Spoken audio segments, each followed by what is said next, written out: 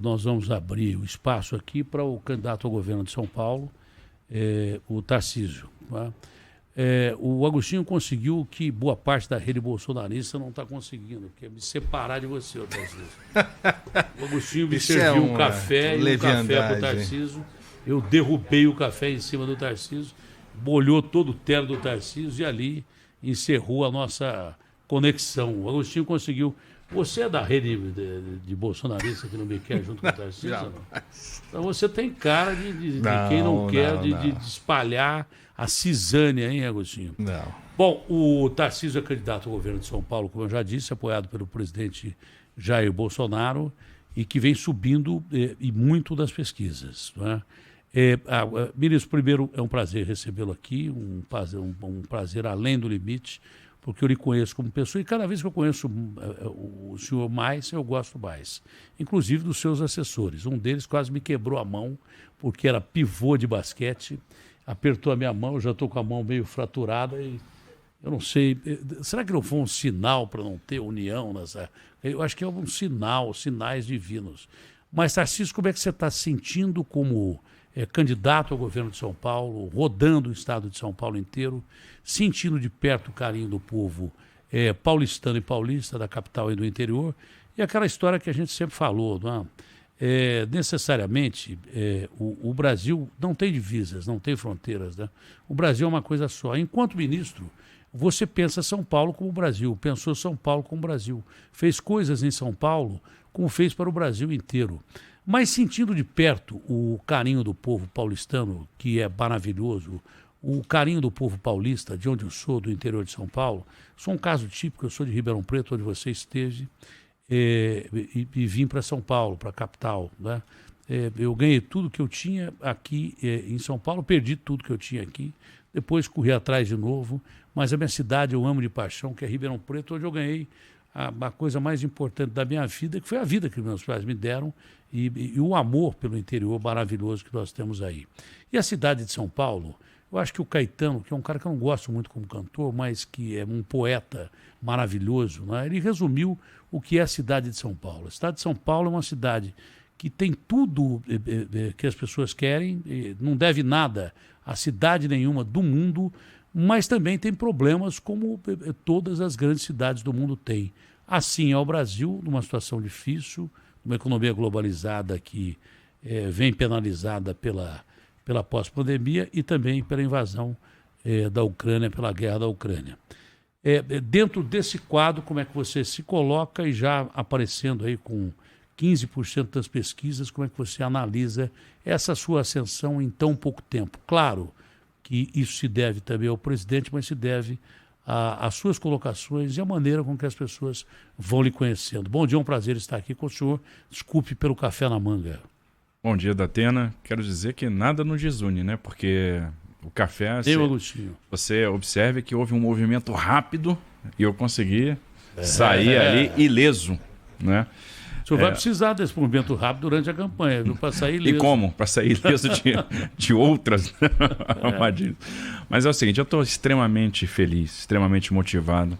É muito bom ter contato com as pessoas e mostrar para as pessoas que a gente não era de gabinete. E o que a gente mais gosta de fazer é justamente estar com as pessoas. Nas andanças, a gente tem a oportunidade de fazer um balanço do que aconteceu no Brasil nos últimos anos. E é interessante porque nós enfrentamos crises muito difíceis. Né? Nós enfrentamos o desastre de Brumadinho, a crise do Covid, a crise hídrica, a guerra da Ucrânia, mas ainda assim estamos saindo de cabeça erguida. Geramos 3 milhões de postos de trabalho ano passado, uma série de obras que estavam paradas foram concluídas, se levou água para o Nordeste. Observe aquelas obras de canal que estavam paradas há anos, foram concluídas. É legal ver, por exemplo, que aquele cara que não tinha uma ponte para atravessar o Rio Madeira, hoje tem. Que aquela ferrovia Norte-Sul, que era um esqueleto, hoje está operando. É legal ver que aquela transnordestina que estava parada, lá no interior do Piauí, no interior do Ceará, hoje é obra. que aqui em São Paulo nós vamos ter investimentos importantes, como o contorno ferroviário de Rio Preto, contorno de Catanduva, algo que era demandado pela população há muito tempo. Então isso é reflexo de um governo que atuou com muita seriedade, focando o cidadão. E a gente tem a oportunidade de fazer esse balanço e projetar o futuro, mostrar o que já está plantado e vai acontecer logo ali na frente. E aí a receptividade é maravilhosa. Essa receptividade é uma usina geradora de motivação. Isso deixa a gente cada vez mais motivado. O seu cargo não podia ser de gabinete porque ele era executivo. Você determinava as coisas. O presidente deu a missão, claro que ele não interferia no seu ministério, não interferia porque você é um cara leal ao presidente pra caramba, sempre foi, sempre será. Está em missão do presidente, como você mesmo diz, mas quem determinava tudo que tinha que ser feito no seu ministério era o senhor. Então não pode ser um cargo de gabinete. É um cargo de executivo e o senhor não só determinava, como ia conferir as obras. Eu não me lembro do senhor ter lançado muita obra, não. O senhor ia conferir as obras. É diferente você lançar a obra para dizer, fui eu que fiz. É diferente você acompanhar e conferir.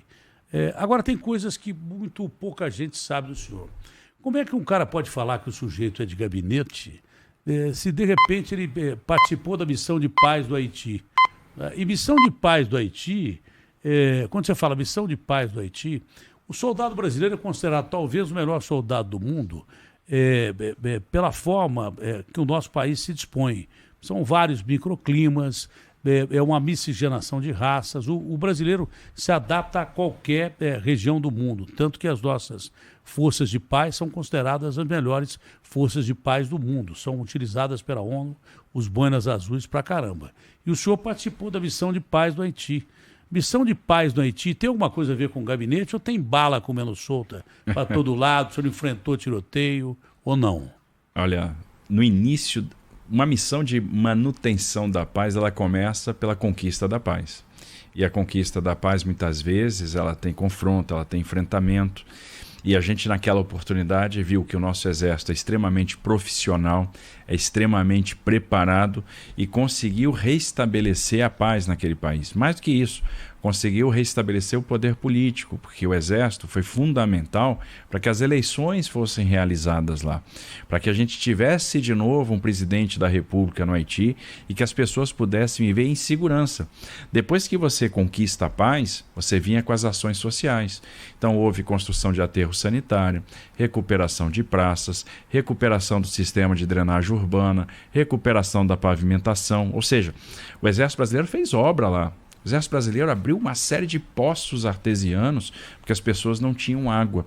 E como a água era salobra, a gente fazia ainda dessalinização. Nós tínhamos um equipamento lá de dessalinização para fornecer uma água de melhor qualidade para as pessoas. Então essa foi a experiência do Haiti, uma experiência rica, mas houve também a nossa experiência no interior do Nordeste. Eu cheguei a morar numa região... Espera um pouquinho, só do Haiti ainda, né? Questão de segurança pública. Será que o Tarcísio entende de segurança pública? Quando eu estou dizendo que comia bala no Haiti, que comia bala mesmo. O senhor participou desses confrontos e parece que nesse momento o senhor, como líder de batalhões, o senhor tinha que manter a calma, porque tinha gente que se desesperava no meio do tiroteio. Como é que era essa história de você viver como qualquer bairro de São Paulo e do Brasil hoje em dia, cuja falta de segurança aqui em São Paulo é terrível, não é? Precisamos de policiais aí que dão as suas vidas para nos salvar, policiais civis, militares, guardas civis metropolitanos, que são muito mal pagos, essa é a grande realidade. O Haiti não devia ser tão diferente daqui, mas como é que era enfrentar um tiroteio num país em conflito, infelizmente, num lugar que a gente não entende, né? Porque Haiti e República Dominicana são uma ilha. Eles representam, dividido pela metade. Numa metade acontece tudo que tem de ruim e na outra metade é turismo, é coisa boa. Não se sabe explicar muito bem como é isso. Como é que é viver no meio de um tiroteio? Como é que é viver no meio da insegurança e ter que dar ordens para o soldado que está ali? Às vezes perde a calma, acontece no meio de uma missão de guerra. É uma experiência que marca a vida da gente. É necessário que você esteja muito treinado para passar por isso, né? Para, primeiro, se manter tranquilo, segundo, garantir a tranquilidade da sua tropa, porque essa tranquilidade é que vai dar o acerto nas tomadas de decisão e vai garantir a segurança. Nós tivemos várias missões de enfrentamento sem perder homens do Exército Brasileiro. Chegamos a perder militares da ONU de outros países em operações conjuntas, mas a gente conseguia realmente dar uma aula lá de profissionalismo.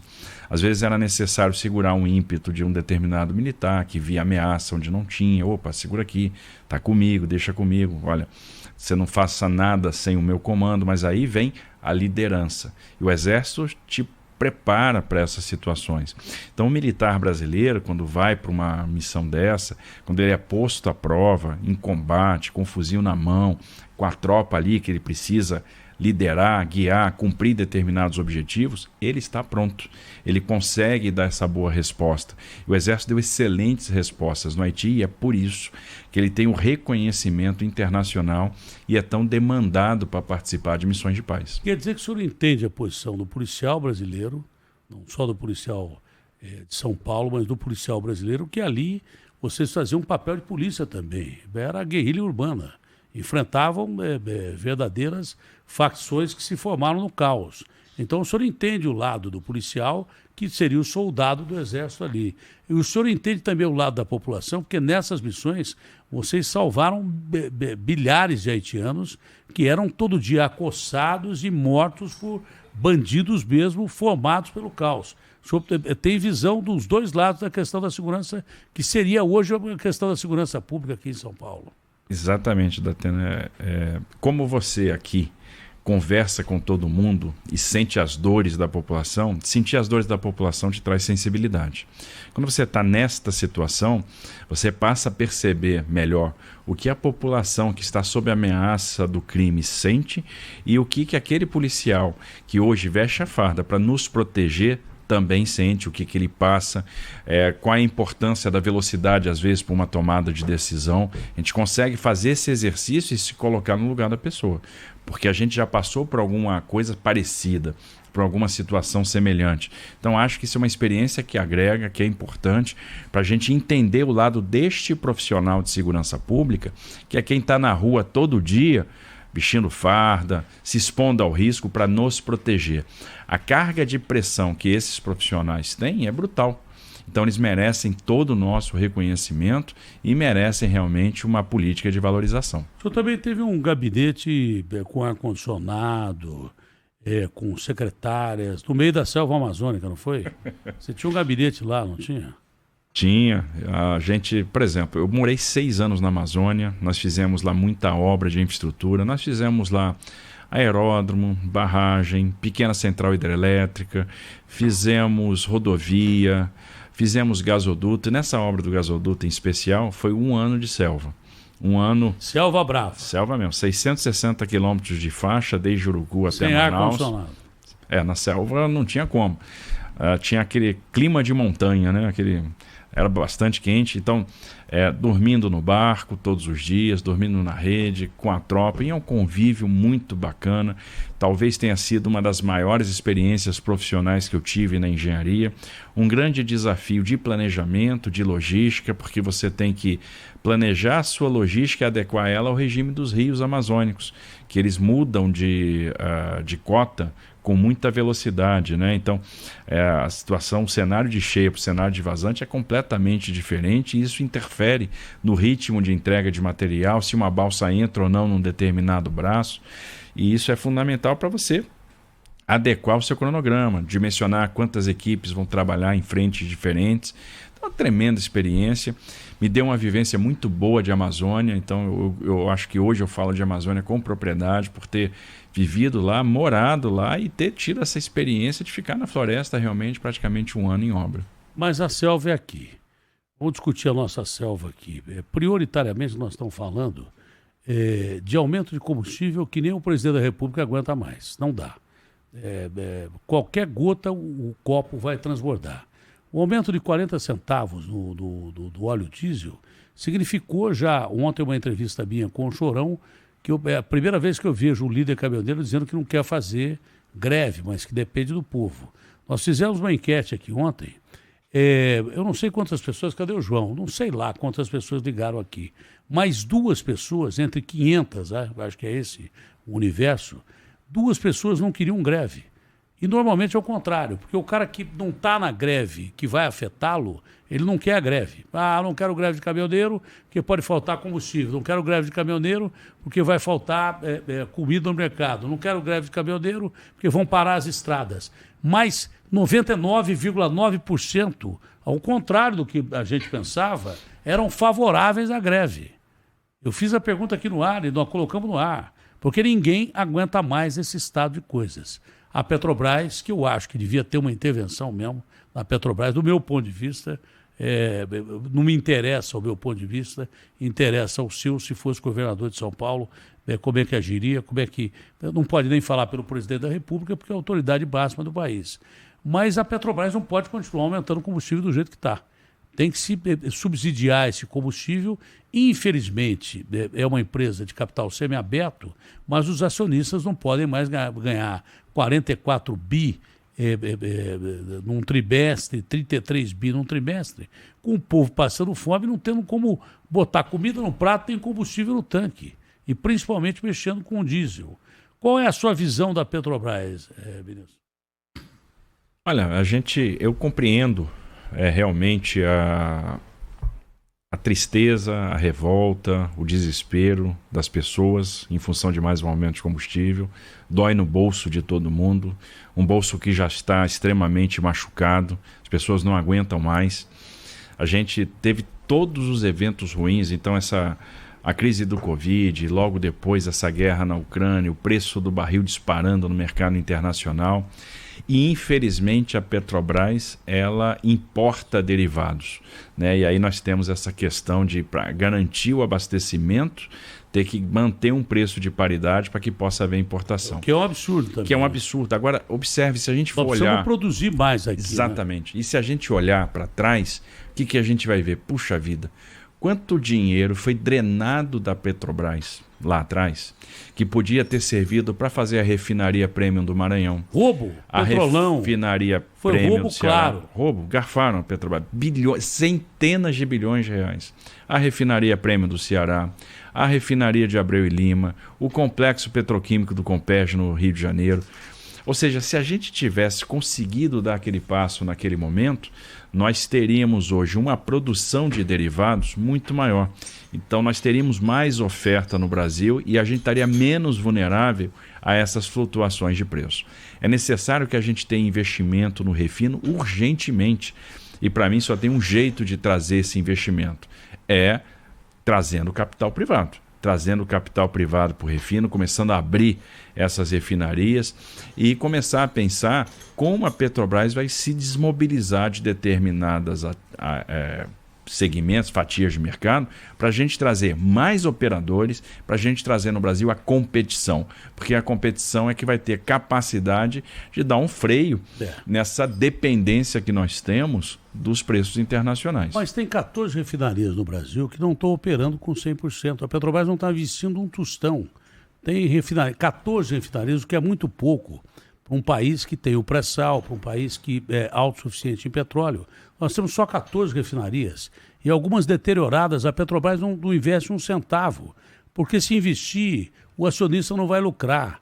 Precisa investir nessas refinarias que estão paupérrimas, e fazer mais refinarias, e não só refinarias de combustível, porque a gente vende o petróleo mais barato e importa a gasolina mais cara, ou os derivados. E outra coisa, o senhor disse dos derivados, nós temos que ter fábrica para manufaturar produtos que vêm do petróleo, porque não é só combustível que vem do petróleo.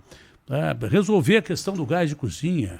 Agora, num período de crise como esse agora, o senhor não seria favorável a um estancamento de preço? Acabou, não aumenta mais preço, subsidia o combustível até o final do ano, para que a gente não tenha um caos ou uma convulsão social. Não dá.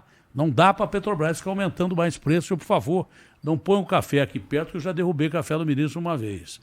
Então, mas eu seria tô rápido, possível. Eu tô esperto, hein? O ministro já virou de lado botar o café aqui. O senhor não acha que seria aqui, favorável parar de aumentar preço de combustível nesse período em que o povo não tem o que comer? Não tem o que comer, não tem o que botar no carro. O cara que anda de táxi, ele vai corrida por corrida, né, Agostinho? Com o dinheiro que ele ganha da corrida, ele põe dinheiro para fazer a próxima corrida, a próxima, para chegar em casa com R$20 se chegar. O senhor não seria favorável, eu não digo que congelamento de preço, mas parou. Aqui vocês vão ganhar isso até o final do ano, senhores acionistas, e o governo vai investir o que ganha, porque já ganhou muito também. O governo dá para fazer um colchão que seja um fundo de investimentos para subsidiar combustível. Não dá mais para ter aumento. Eu tenho visto o esforço do presidente Bolsonaro para resolver essa questão. Perdeu a paciência esse fim de semana. Tem perdido, com frequência. Caiu o ministro hoje, né? O ministro Bento de Albuquerque, das Minas e Energia, caiu fora. Pois é. Eu não sei o que ele estava fazendo lá também, mas ele caiu fora. Não deve fazer. Veja que o presidente, ele tentou de tudo. Ele tentou, por exemplo, mexer na tributação. Porque você tinha o ICMS, que era cobrado em cima de um preço médio ponderado final, com um período de reavaliação de cada 15 dias, ou seja, uma memória curta. Os estados chiaram, né? E no final das contas, efetivamente, a alíquota que você acaba cobrando é maior do que aquela que é a alíquota de face, pela lógica, né, de cálculo do ICMS. Então, se buscou mudar a forma de tributar o ICMS por meio de um projeto de lei que foi aprovado no Congresso.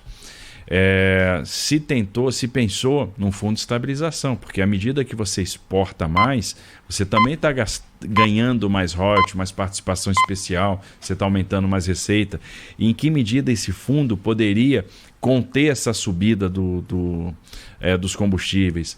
Né? Se pensou em alongar essa memória, né? Ter mais tempo para que essa reavaliação de preço médio ponderado pudesse ser feita. Agora, o que a gente tem que ver é o seguinte: talvez esteja na hora da gente rediscutir a nossa política energética.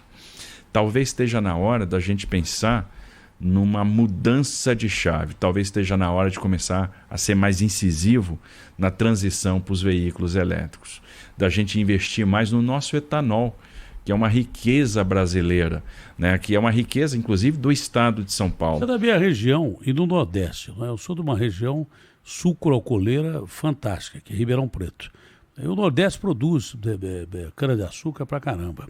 Agora, é claro que houve, no início do Proálcool, houve uma chiadeira total dos países produtores de petróleo e quem dependia dos países produtores de petróleo. Por incrível que pareça, se você não sabe, a Arábia Saudita tem 2,5% do PIB dos Estados Unidos. A Arábia Saudita é dona de 2,5% dos Estados Unidos.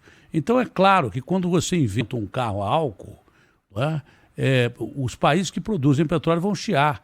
Mas o senhor está mais do que coberto de razão, porque o petróleo é um combustível que ele polui mais, ele é mais caro, é difícil de extrair, principalmente o nosso que está a 7 mil metros de profundidade. Só que o álcool é fácil de produzir, a gente tem expertise em produzir álcool há muito tempo, mataram o Proálcool no Brasil, acabaram com o Proálcool no Brasil, senão a gente teria carro a álcool hoje muito melhor e mais eficiente do que nós temos, e a gente pode produzir. Essa ideia do Proálcool é sensacional, que é um combustível verde muito mais barato que o petróleo e muito mais barato, por incrível que pareça, do que o carro elétrico, que é uma barbaridade. Você compra um carro de luxo elétrico, sabe quanto custa a bateria de um carro de luxo elétrico? Você não vai saber porque você não compra carro de luxo. Eu compro, eu já comprei muito. Sabe quanto custa uma bateria de um carro de luxo? 250 mil, 200 pau, custa a bateria de um carro elétrico. Olha que absurdo.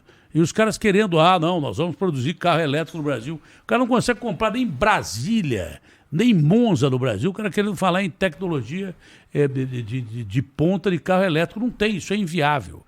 Essa ideia do álcool é sensacional e está tudo aí, só precisa desenrolar. E tem uma coisa interessante, porque a maioria das usinas hoje, aqui em São Paulo, no resto do Brasil, só produzem o etanol uma vez. E aquela palha, né, aquele bagaço, ele acaba sendo queimado para virar energia, para fazer a cogeração.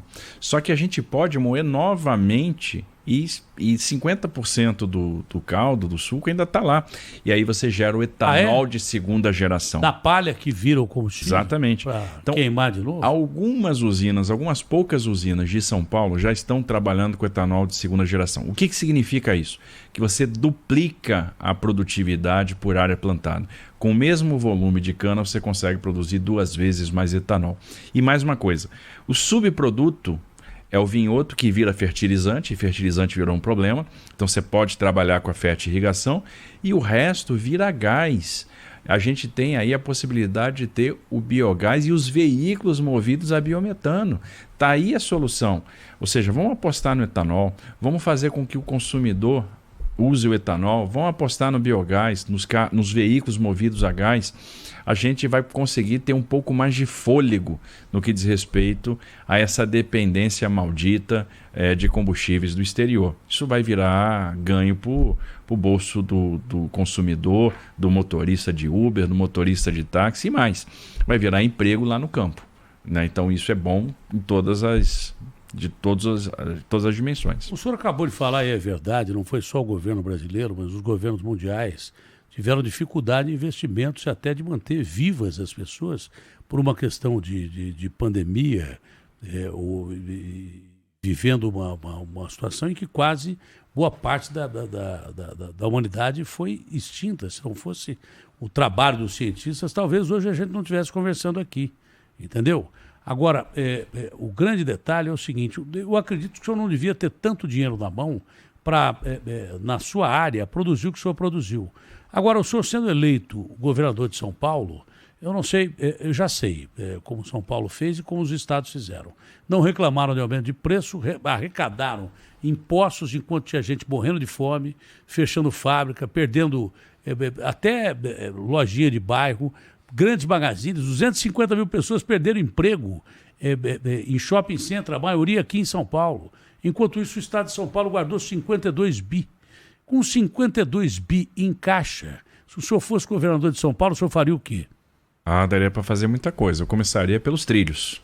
Daria para fazer muito trem, inclusive de passageiro.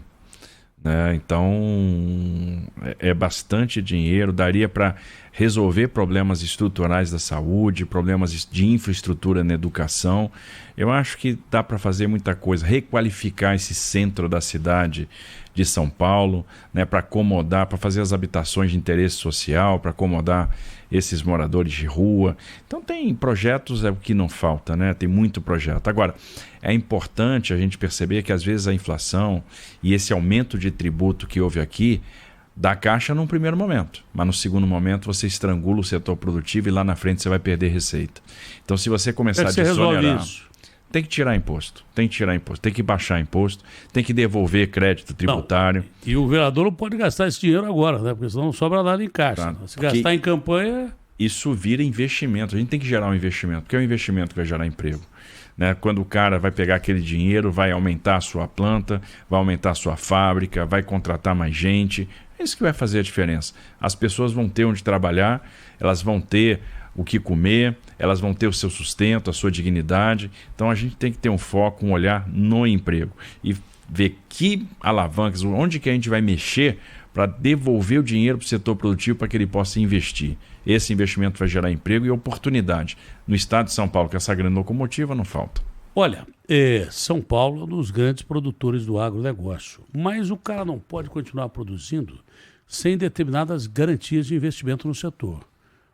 São Paulo ainda consegue manter determinados investimentos, mas deixou de ser essa locomotiva que o senhor colocou aí. Todo mundo está precisando de investimento, desde o produtor mesmo. O nosso parque industrial perdeu muito para outros estados com a política fiscal. Os outros estados permitiram que a política fiscal fosse, vamos dizer, mais flexibilizada. A gente perdeu a indústria. E no campo tem um aspecto que, se o senhor prestar atenção, eu acho que é o ponto principal no campo, que é a regularização fundiária, por exemplo, ali no Vale do Ribeira, mas essa regularização fundiária, há muito tempo os produtores aqui de São Paulo e do Brasil estão pedindo assim de joelhos. Isso precisa ser feito. Dois aspectos. O nosso parque industrial, ele perdeu boa parte do que tinha por causa de isenção de imposto em outros estados. E essa regularização fundiária, principalmente ali do Vale do Ribeira, para a questão dos produtores de alimentos. É isso mesmo. Quando a gente fala em agro de São Paulo, a gente pensa naquele grande agro, nos grandes produtores. Mas nós temos uma outra realidade também que precisa ser enxergada, que é o agro dos pequenos produtores rurais, né, dos quase 200 mil pequenos produtores rurais, onde 40% ganham até 2 salários mínimos por mês. Ou seja, você tem uma situação de pobreza no campo que você precisa combater com assistência técnica, com crédito, com uma Secretaria de Agricultura que esteja voltada para eles, né, que eles sejam abraçados, né, pelo Pronaf, que eles sejam abraçados pelo Estado. Aí a questão da regularização fundiária, da regularização ambiental é fundamental para trazer segurança jurídica para esse pequeno produtor. Também é necessário a questão da segurança hídrica, porque em determinadas regiões de São Paulo falta água. Aí se vive aquela assombração do desabastecimento e isso é mortal para um pequeno produtor. O pequeno produtor muitas vezes não tem certeza se aquilo que ele produz vai ser consumido, por exemplo, na merenda escolar.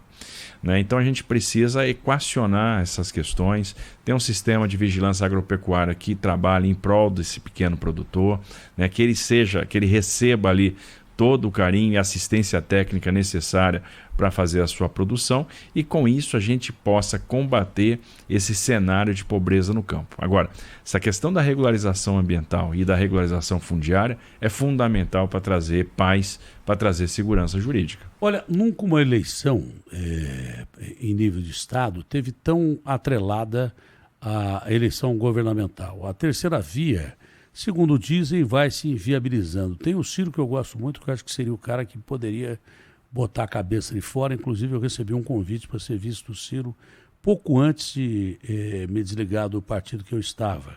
Acho o Ciro um bom candidato, mas acho a terceira via com muita dificuldade. Bolsonaro e Lula estão despontando aí nas primeiras colocações. A diferença entre o Bolsonaro e o Lula vem diminuindo.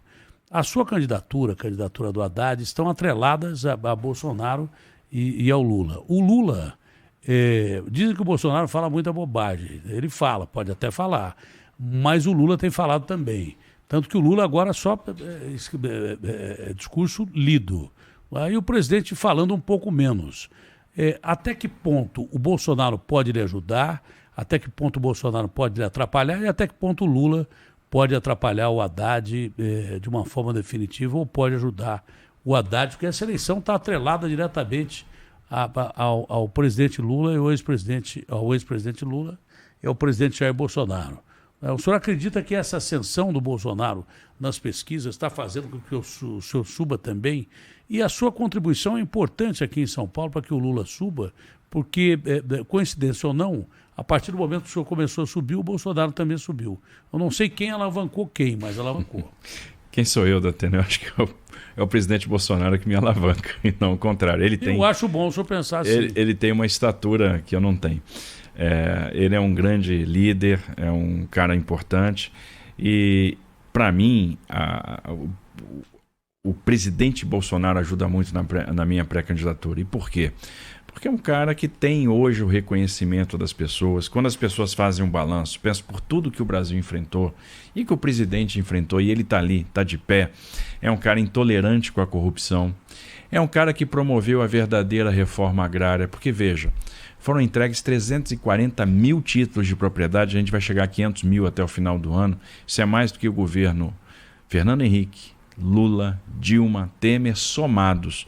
Por que é tão importante um título de propriedade, uma regularização fundiária? Porque aquilo dá acesso a crédito, aquilo dá acesso à dignidade. Foi o presidente que foi levar água no Nordeste, e aí quando você pega que ele deu o título e levou a água, ele está dando prosperidade, ele está dando a condição daquele sertanejo, daquele produtor do interior, ter o seu sustento, ele vai mudar aquele espaço, ele vai mudar aquela realidade. Foi o presidente do ressurgimento do transporte ferroviário, dos investimentos em infraestrutura, né? Então é o presidente do saneamento básico que aprovou o marco do saneamento, está contratando um volume enorme de investimento em saneamento básico, que era uma chaga do Brasil.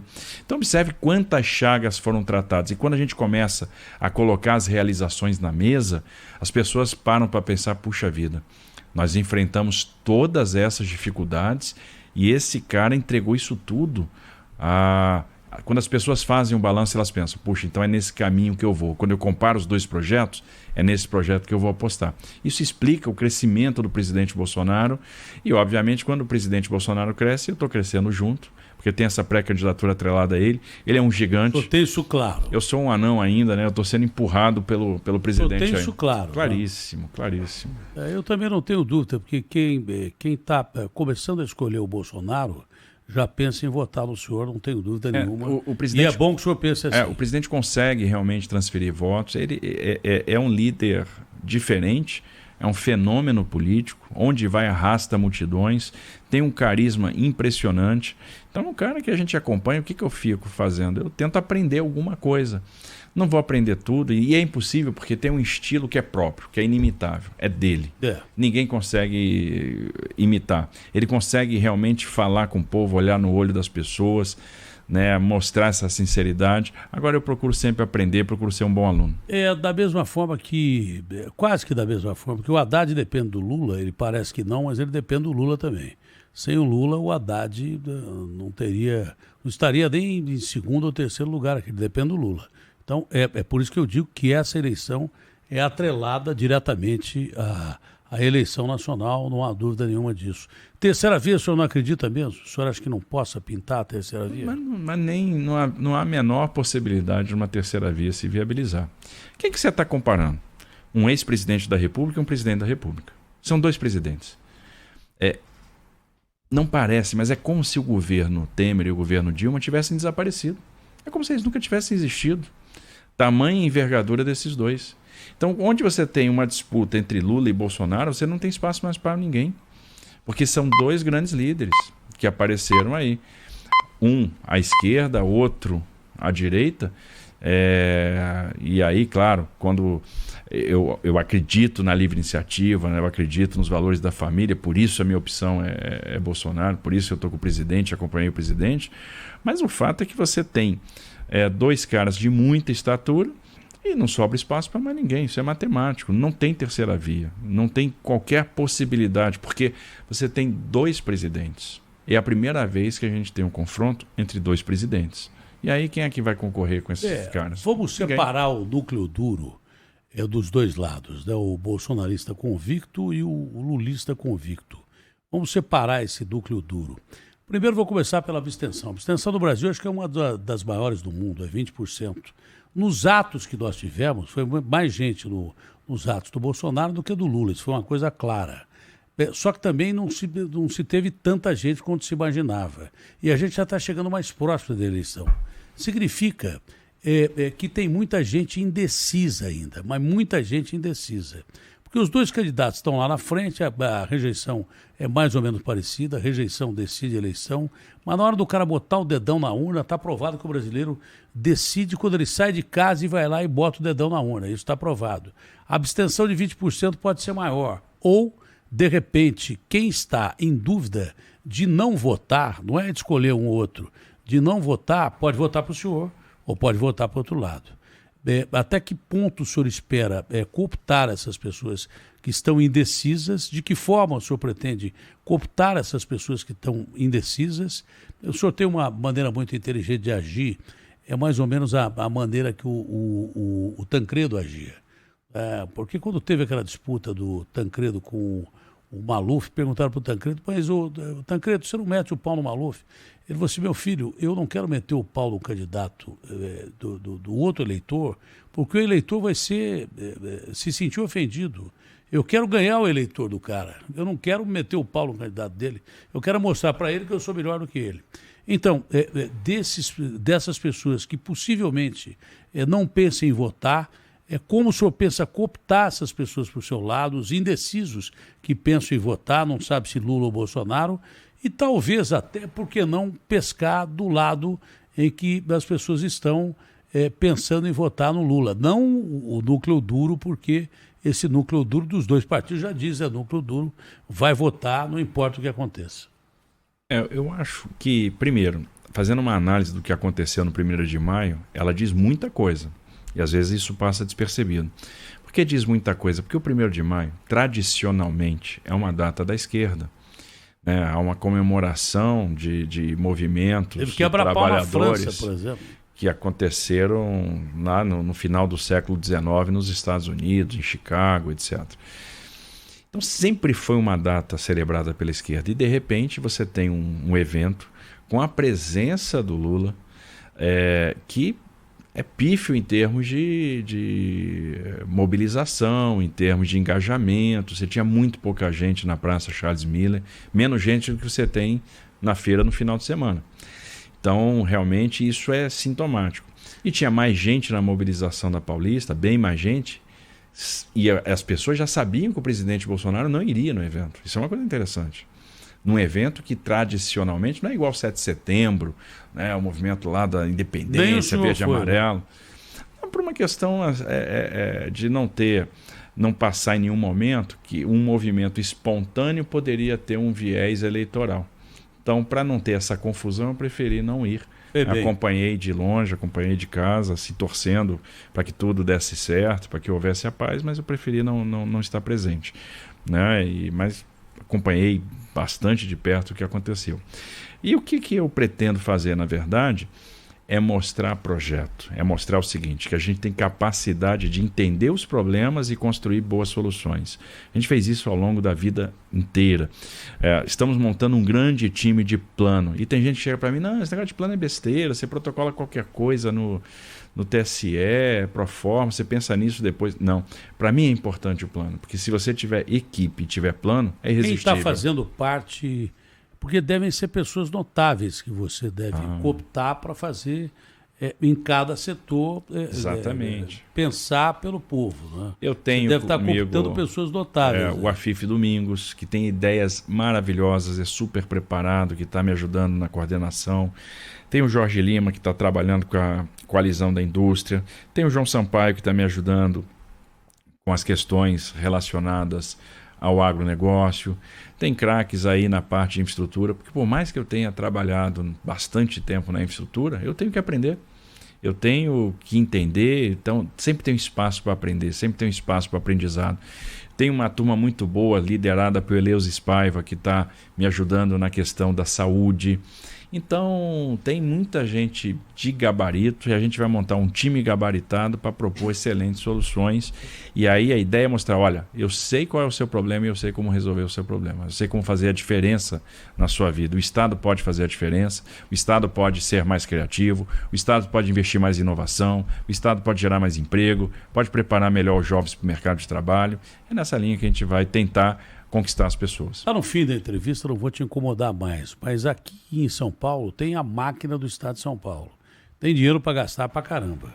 Além dos prefeitos que já são cooptados naturalmente por verbas que vêm do governo do Estado de São Paulo. Na sua campanha, me parece que não tem muito dinheiro envolvido. Esse é o grande detalhe. Como é que você vai superar um monstro de máquina do governo do Estado de São Paulo com esse dinheiro todo, com essa condição toda de campanha, numa campanha política que leva São Paulo, com o maior colégio eleitoral do país, para um ponto fundamental da disputa política de poder para o futuro do Brasil? Olha, a campanha de 18 para presidente deixou ensinamentos muito importantes. Que o presidente Bolsonaro se elegeu presidente da República com alguns segundos de televisão e gastando um valor extremamente baixo. Mas o Lula estava preso, não está mais, né? Não, pois é, mas a forma como se comunicar com as pessoas, como atingir o coração do eleitorado, a forma como as pessoas se informam, mudou absolutamente. Então, apostas na forma antiga de fazer política talvez não prosperem hoje. O mundo mudou muito. O mundo não é o mesmo de alguns anos atrás. O cara quer Todo ter mundo precisa se reinventar. que você vai fazer aquilo que você está prometendo entregar, né? Exato. E as pessoas hoje buscam a rede social, buscam outras formas para se comunicar, para buscar informação, né, para formar uma convicção. Então, aquela mega campanha, mega estrutura, isso não vai existir mais. A coisa mudou muito. E é por isso que essa carga da máquina, ela vai ser cada vez mais relativizada, ela vai ter cada vez menos peso, porque no final das contas o que o cara da ponta está querendo é ver verdade, é ver se aquela pessoa tem capacidade de resolver o problema dela, de dar solução, de se aquela pessoa é honesta, se ela é sincera, se ela olha no olho, é isso que ela quer saber. Então a máquina, já foi o tempo que ela seria decisiva para influenciar o resultado. O senhor tem convicção absoluta que o Bolsonaro vai ser o presidente da República? O senhor governador de São Paulo. Tem pesquisa que aponta o senhor em pesquisa espontânea já em primeiro lugar aqui em São Paulo.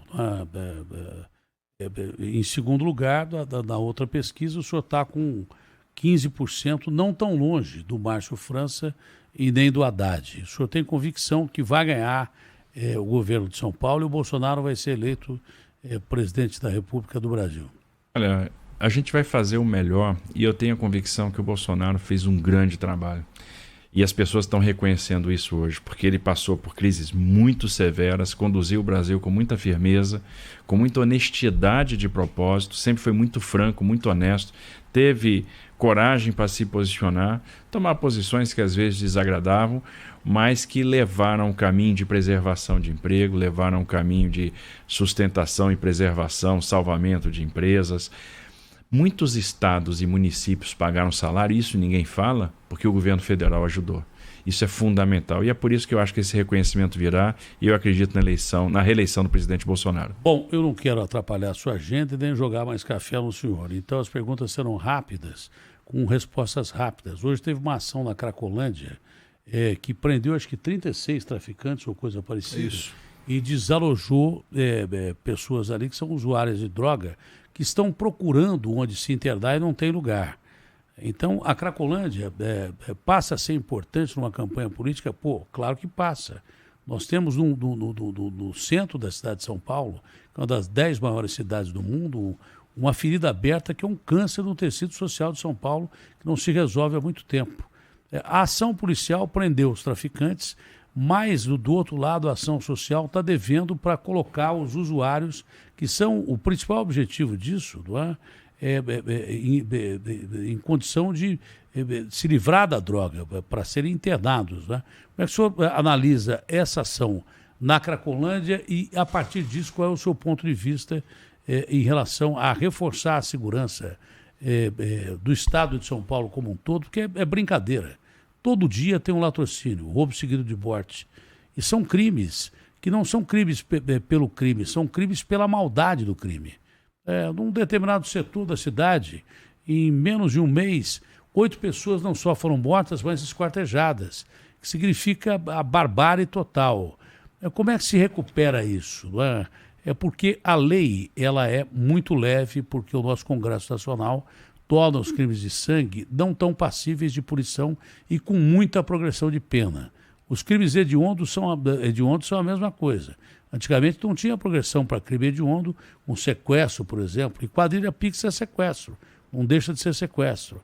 Como é que o senhor pensa em, com leis tão tênues do nosso Congresso Nacional, manter uma segurança pública que o cidadão tenha direito de sair de casa, porque não tem mais só aquela frase, eu saio de casa e não sei se eu vou voltar. O cara sai de casa, ele não sabe se ele vai chegar vivo ao trabalho dentro do carro dele. Ele não sabe se no trabalho ele vai ser assaltado e morto dentro do trabalho. Ele não sabe se na volta para casa ele vai ser morto. E ele não sabe se quando ele voltar para casa dele, dentro de casa, ele não vai ser assaltado ou em bairro de bacana ou em periferia. Então, a questão da segurança pública é vital para o Estado que tem a maior população do Brasil e que tem população quase do tamanho da Espanha e da França, por exemplo. Só a região central de São Paulo tem a população da Bélgica, aqui onde tem a capital da Comunidade Europeia. A questão da segurança pública é vital.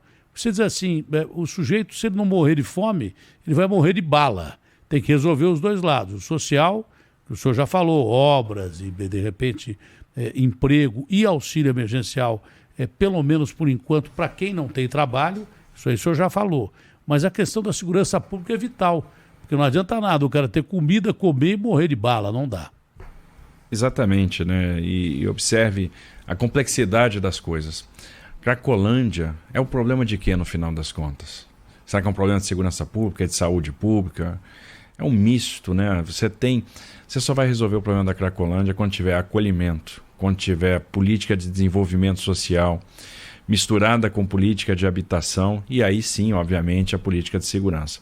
É um esforço conjunto, é um problema complexo e que tem que ser enfrentado com inteligência.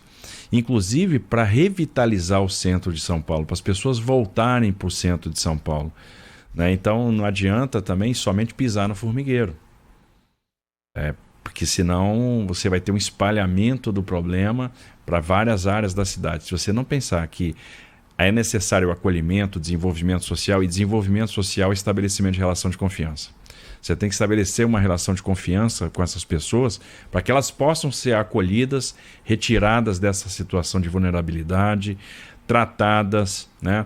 E hoje você tem famílias inteiras na rua por causa da questão do desemprego, pessoas que não suportaram o aluguel, e essas pessoas precisam ser amparadas pelo Estado, precisam da política de habitação social. Tem muito vazio dentro da cidade de São Paulo que pode ser aproveitado para a política de habitação, e a política de segurança precisa ser encarada, porque é um absurdo a pessoa ter que ter 2 celulares, um para usar o Pix e outro em casa e outro para ser assaltado na rua. Muita gente faz isso. Ah, não, eu tenho uma medida de contingência para ser assaltado, pelo amor de Deus.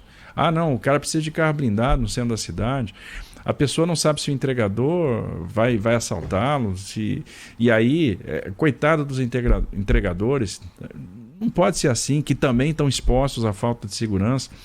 E aí você precisa de valorização do profissional da segurança pública, né? Você precisa equacionamento dos problemas de carreira, dos problemas de efetivo, dos problemas de salário. Precisa de tecnologia na rua para monitoramento. Você precisa monitorar bandido que está andando livremente. Porque muitas vezes esse bandido é reincidente. Esse bandido é o que volta a praticar crime. E aí fica a sensação de impunidade. Então é um problema que tem várias dimensões que precisam ser atacadas com seriedade. Bom, para encerrar mesmo de forma definitiva, é evidente que essa campanha não vai continuar com o Gandhi contra o Mandela. Uma hora o pau vai comer. Esse negócio que o Lula parece o Gandhi e o Bolsonaro parece o Mandela. Os dois estão lá, parecendo aí baterias de Calcutá e daí por diante. Isso aí, tem uma hora que o pau vai comer. Não tem dúvida nenhuma. O senhor é uma pessoa muito tranquila, calma. Mas e na hora que o pau comer, o senhor está preparado para isso ou não? Acho que nada resiste às boas ideias, né? Nada resiste ao bom projeto. Se você tem um argumento, o pau pode cantar à vontade que a gente vai ter o que mostrar. Principalmente para quem já enfrentou bala lá no Haiti e dormiu no meio da Amazônia. Não? Tem coisas... Onde já teve o gabinete desses locais. Tem coisas que dão musculatura para você, né? Ministro, foi um prazer falar com o senhor. Desculpe o café na manga. Isso vai entrar para a posteridade. Com certeza o café na manga. Você vê que a gente está ágil, ágil, o Agostinho, né? Que está fazendo parte daquele time que fica boicotando a gente das redes sociais aí, porque o Agostinho recebeu um alto vencimento para eu derrubar o café na sua manga. Tá certo? Espero que o café nosso tá bom aqui, porque o ministro ficou à distância regulamentar grande aqui. Quando você vira o café, o ministro já ficou de lado. Foi um prazer falar com o senhor, ministro. Datena, foi um prazer. Sempre é um prazer falar com você. Você é uma pessoa muito sensível, muito especial, né, que está preocupado realmente com os problemas do povo. E é muito legal estar na Rádio Bandeirantes, no ano que ela está completando 85 anos de existência. O senhor esteve lá, o senhor entrou no dia da rádio. Pois é, então parabéns para a Rádio Bandeirantes, por esse trabalho maravilhoso que vocês fazem. E parabéns aí, e meus cumprimentos a todos os ouvintes da Rádio Bandeirantes. Obrigado ao senhor, um ótimo dia ao senhor e boa sorte na campanha. Tá certo? Obrigado, bom dia. Um abraço grande.